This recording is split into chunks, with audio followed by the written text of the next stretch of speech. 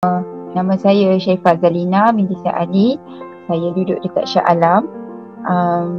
Saya umur 38 tahun. Sekarang kerja dekat Kilang Cat. Dulu kan saya tengok video Kak Azhar banyak risau tentang diri sendiri, risau keadaan mak ayah sebab tak pandai Quran. So sekarang ni Kak Azhar, kenapa boleh datangnya benda perasaan risau tu pada diri sendiri dan risau mak ayah sebab tak pandai Quran tu? Boleh share? Mana datangnya risau saya tu adalah saya tak pasti datang daripada mana, tapi Allah bagilah rasa tu. Sebab setiap hari kita baca Al-Quran, kita baca kalau kita pergi majlis, bukan majlis lah, macam menghadiri kematian orang, kita baca Yasin. Tapi kadang-kadang kita baca Yasin, kita tak betul baca tu. Kita tak tahu kita baca betul ke tak. Lepas tu kita masa dulu lagilah jahil kan, kita tak pandai baca Al-Quran. Lepas tu tak tahu baca langsung. Memang tak tahu baca langsung. So macam mana kalau kita yang mati? Siapa yang nak nikahkan kita surah Yasin? Kalau sendiri pun tak pandai baca, apalagi kalau orang yang datang. Sebab saya percaya kifarah tu akan ada kan. Sebab kalau kita tak pandai, nanti mana tahu orang lain pun datang tak tahu juga nak baca. So saya sangat takut.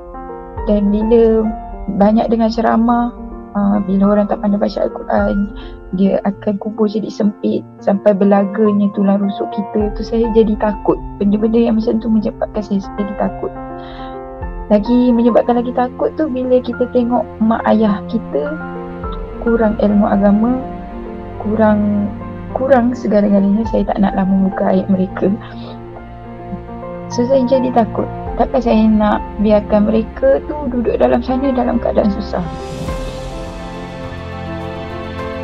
Tanggungjawab saya sebagai seorang anak adalah saya nakkan mak dengan ayah saya senang kat dalam kubur sana. Saya tak nak mereka susah. Sebab saya tahu adik-beradik saya ramai yang kurang ilmu, masih yang jahil, kurang tahu. Jadi saya tak nak susahkan mak saya dengan ayah saya. Sebab dia orang dah cukup susah untuk besarkan saya. Sebenarnya Ustaz sentiasa mengatakan anak murid dia, kalau kita tak boleh jadi anak yang terbaik di dunia, jadilah anak yang terbaik untuk akhirat, yang boleh pakaikan mahkota dekat kedua ibu bapa kita. InsyaAllah saya mampu. Selagi saya ada daya saya, biarlah saya penat dekat sini. Mungkin saya jadi pelajar yang kurang pandai sikit, lambat, tapi saya tak nak mak dengan ayah saya susah. Itu je. Sebab saya nak doa seorang anak yang soleh. Soleh tu akan menolong mak dengan ayah dia dekat dalam sana kan. So saya nak benda tu terjadi. Tapi saya tak mampu nak ubah mereka. Jadi saya ubah diri saya sendiri yang jahil ni. Alhamdulillah saya dapat jumpa Ustaz. Macam mana Bi cakap tadi, sampai mananya kita di sini adalah dengan doa. Seperti mana Ustaz pesan, doa. Memang doa. Saya dimakbulkan dapat jumpa Al-Muqrisin adalah dengan doa di dalam tahajud saya. Hari-hari saya minta, saya nak guru. Saya nak guru pandai ajar saya Al-Quran. Banyak saya minta. Alhamdulillah Allah temukan. Itulah sebab saya rasa risau. Daripada risau tu, dengan doa, so saya jadi ke arah sini lah, kisah saya. Dalam keadaan proses sekarang Kak Azhar dibimbing oleh Al-Mukhlisin, apa yang lain sekarang dan apa harapan Kak Azhar untuk orang lain juga? Silakan Kak Azhar. Proses saya kat dalam Al-Mukhlisin ni sangat-sangat saya puji diri saya sendirilah. Bukan kita nak bangga diri, tapi macam kalau compare saya dulu dengan sekarang, Masya Allah, saya rasa saya rasa macam saya suka dengan diri saya sekarang. Sebab saya rasa Al-Quran ni, saya rasa setiap masa kot dengan saya. Setiap masa. Dalam handphone dulu memang ada Al-Quran, tapi kalau kita nak baca tu macam apa? Sebab kita tak tahu kan, so kita akan dengar. Tapi kalau dengar, tapi kita tak boleh nak tanya dengan handphone tu macam mana baca, dia tak boleh jawab. Tapi sebab dengan Al-Mukhlisin ni, dia macam paksa saya untuk saya baca, faham, tak faham, tanya. Itu yang menyebabkan saya suka sangat proses saya dalam Al-Mukhlisin ni. Dan tak kisahlah ustazah tu tak ajar saya ke, ustazah lain ajar ke, dia masing-masing akan memberi ilmu yang macam share ilmu yang sangat baik-baik. Dalam proses ni lah, saya dekat dalam Al-Mukhlisin ni dulu baca tak tahu dengung, main langgar je. Alhamdulillah ustaz ajar benda ni kena dengung. Kalau tak pandai baca Al-Quran merangkak-rangkak, beli Al-Quran yang pendek-pendek. Alhamdulillah lah, apa yang ustaz cakap tu memang betul, kena ikut je. Ustaz kata ikut je, trust the process. So saya trust the process, Alhamdulillah. Dengan program yang Al-Mukhlisin ada untuk bulan Ramadan ni, saya cakap terus terang, saya rasa letih tapi saya rasa seronok. Letih tapi saya seronok.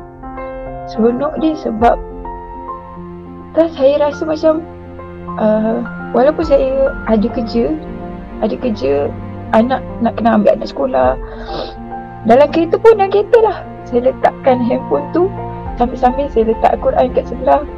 Tunggu anak balik tu, kita boleh semak apa yang ustaz baca.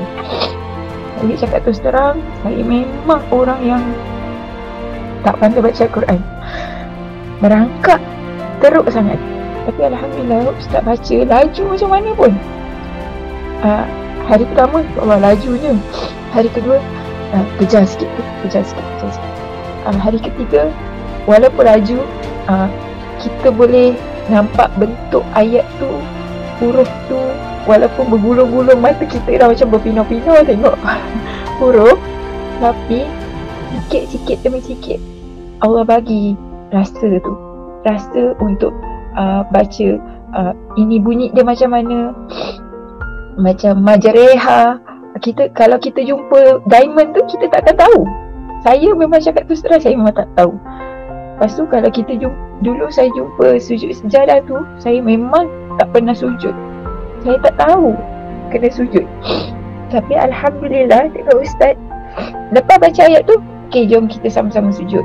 Alhamdulillah, saya cakap, ya Allah, memang saya sayang sangat keluarga saya ni. Walaupun saya tak pernah jumpa depan mata, maksudnya macam real life, kita pergi makan rumah dia ke, tapi saya rasa sangat bahagia keluarga Al-Mukhlisin. Terima kasih Al-Mukhlisin, memang tu. Dan harapan saya adalah saya nak jumpa keluarga saya kat syurga.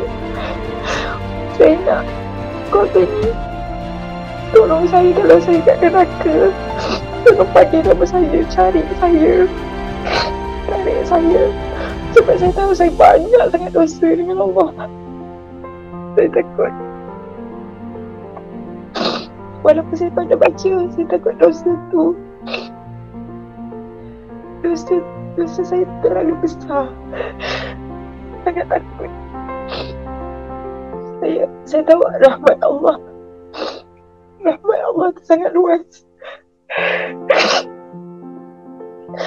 Walaupun taubat beribu kali, kasih Allah tu tak pernah terbatas. Saya mengharapkan itu je. Saya tahu ustazah yang saya kasih sangat ni akan cari saya. Tolonglah saya, kalau saya tak ada dalam syurga tu, cari saya. Saya minta tu je. Itu harapan saya. Untuk orang lain, jangan berhenti berharap. percaya dengan apa yang Allah telah tentukan hidayah untuk kita. Macam Ustaz banyak ajar saya tentang adab, tentang hikmah. Bagi saya, setiap hari belajar tu ada hikmah dia. Kalau hari ni saya tak dapat masuk kelas, saya rasa macam rugi gila. Saya akan buka video yang Facebook tu, saya akan tengok lagi, baca lagi. Ada satu hari tu, masa proses bulan Ramadan yang kedua, saya terlepas baca pagi. Saya punyalah rasa macam saya bersalah sebab macam, yelah, orang yang kita kasih, orang yang kita suka, dia baca, kita terlepas. Macam mana perasaan? Macam saya sebenarnya nangis, tapi saya tak tahu nak cakap macam mana. Nanti orang kata macam bukan, tapi perasaan tu kita je yang tahu. Harapan saya harap Ustazah kalau masuk syurga jangan lupa saya tahu. Call.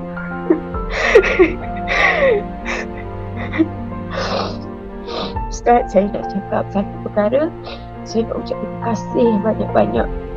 Sebab Ustaz, saya nampak Ustaz memang sangat penat Ustaz lagi penat daripada kami.